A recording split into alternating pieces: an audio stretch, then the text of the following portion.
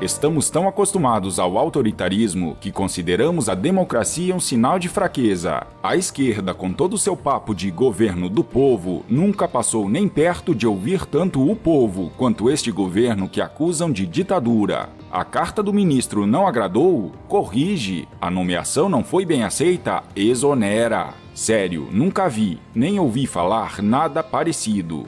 Passa muito longe de ser uma confusão, como a imprensa e a oposição tentam fazer parecer. É apenas uma impressionante velocidade de reação à opinião popular. Bolsonaro não usou as redes sociais apenas para ganhar a eleição, está usando também para governar. Através delas, recebe o feedback da população e simplesmente corrige o que está errado. Democracia em sua mais pura forma.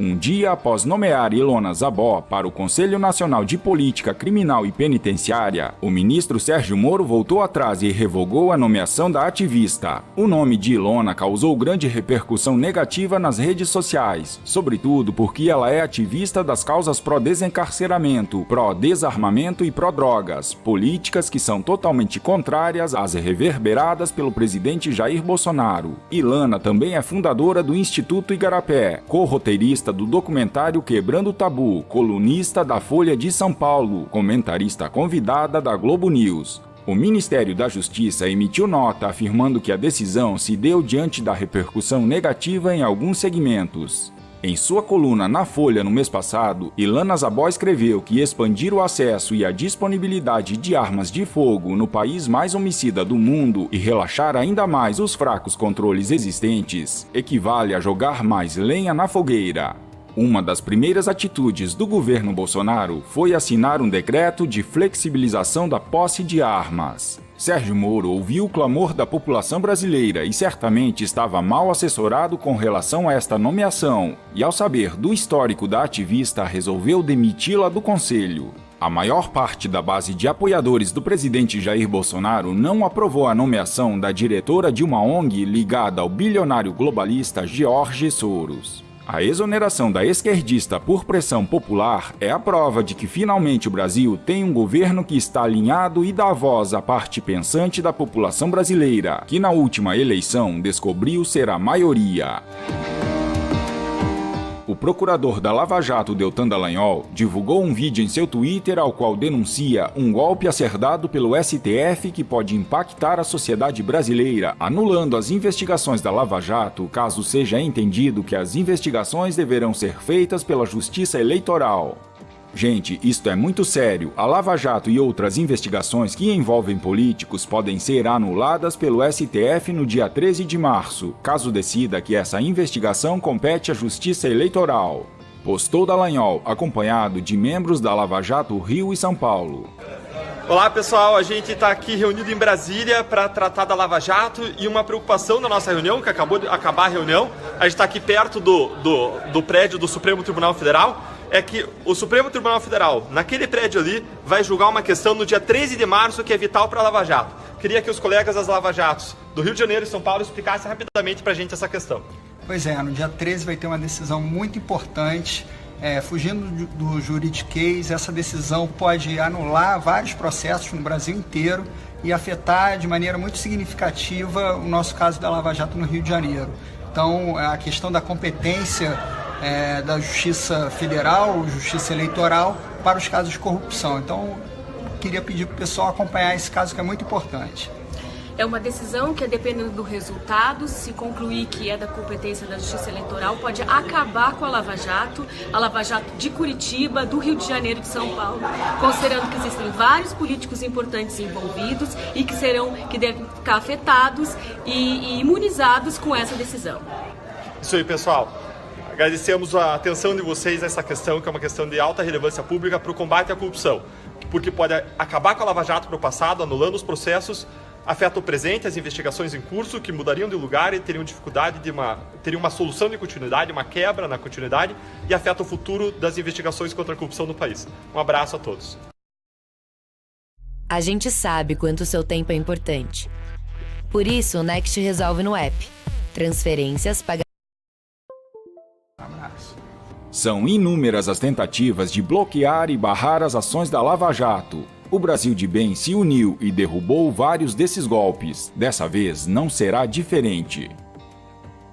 A deputada Bia Kicis protesta no plenário contra o presidente da OAB Nacional, Felipe Santa Cruz, que ameaça processar criminalmente perfis na internet, tais como Cláudia Wilde, Leandro Ruschel, Luciano Hang, entre outros, por terem criticado suas manifestações contra a Operação Lava Jato. Quero fazer uma denúncia quando o atual presidente da OAB, o senhor Felipe Santa Cruz, que declarou que pretende criminalizar, processar criminalmente diversos perfis do Facebook, como Caneta, Desexecutadora, Cláudia Wilde, Luciano Hang, Vandavan, Leandro Ruschel, simplesmente porque o criticaram por se manifestar contrário ao Lava Jato. Esse senhor, presidente da OAB, que foi eleito uma chapa única, sem concorrência, representa uma indignidade para a nossa classe de advogados quando se manifesta contra a Operação Lava Jato, contra o ministro Sérgio Moro ter se tornado ministro da Justiça, o ex-ministro Sérgio Moro, e agora ainda quer processar páginas no Facebook. O que é isso? Uma censura vindo do presidente da OAB?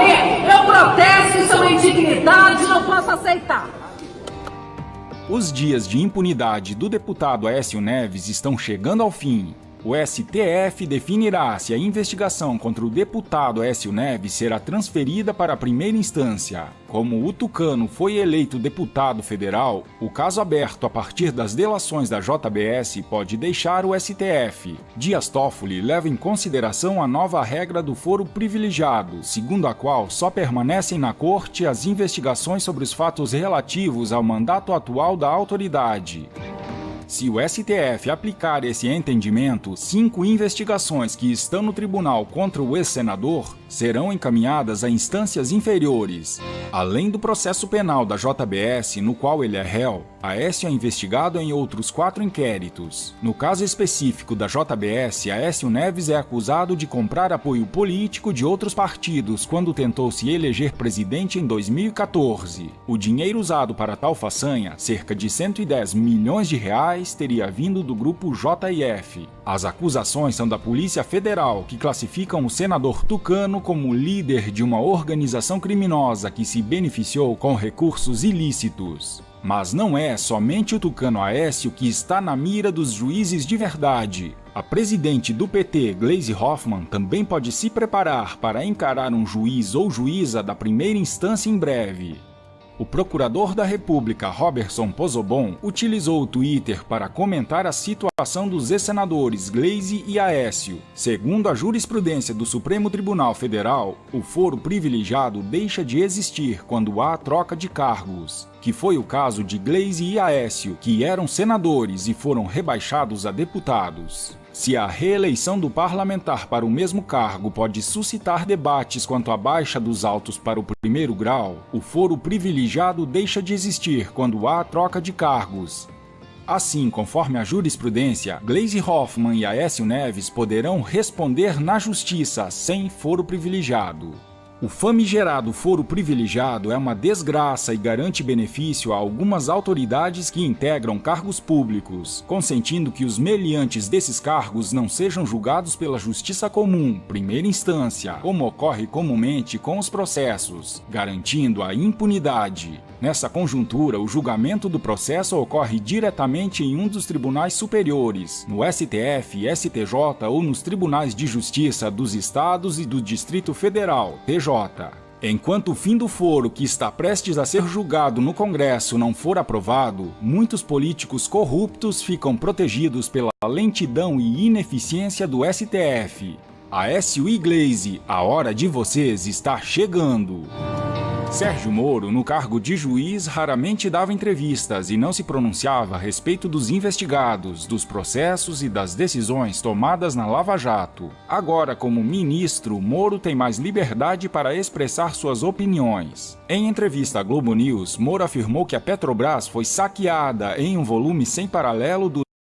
O que você acha de receber uma mesada das maiores empresas do Brasil? Eu estou falando de bancos, construtores, durante o governo do ex-presidente Lula da Silva. A declaração foi feita após o ex-juiz ser questionado sobre argumentos da defesa do petista de que Moro foi um juiz parcial e o perseguiu durante processos judiciais. Moro afirmou que Lula não faz parte do seu presente, nem do futuro. O ministro da Justiça acrescentou: "O caso do ex-presidente Lula faz parte do meu passado, não faz parte do meu presente nem do meu futuro. O fato objetivo é que a decisão que proferi foi confirmada por 3 desembargadores, que permanecem em suas opiniões. O que existe ali é um álibi falso de perseguição política. O fato é que a Petrobras foi saqueada em volumes talvez sem paralelo no mundo." Vejam que a própria Petrobras reconheceu em desvio 6 bilhões de reais. Para onde foi esse dinheiro? Foi para exatamente enriquecer ilicitamente diversos agentes públicos que faziam parte daquele governo. Com essas declarações, Moro terminou de enterrar o ex-governo petista e toda a sua quadrilha que insiste na falácia de que Lula é inocente.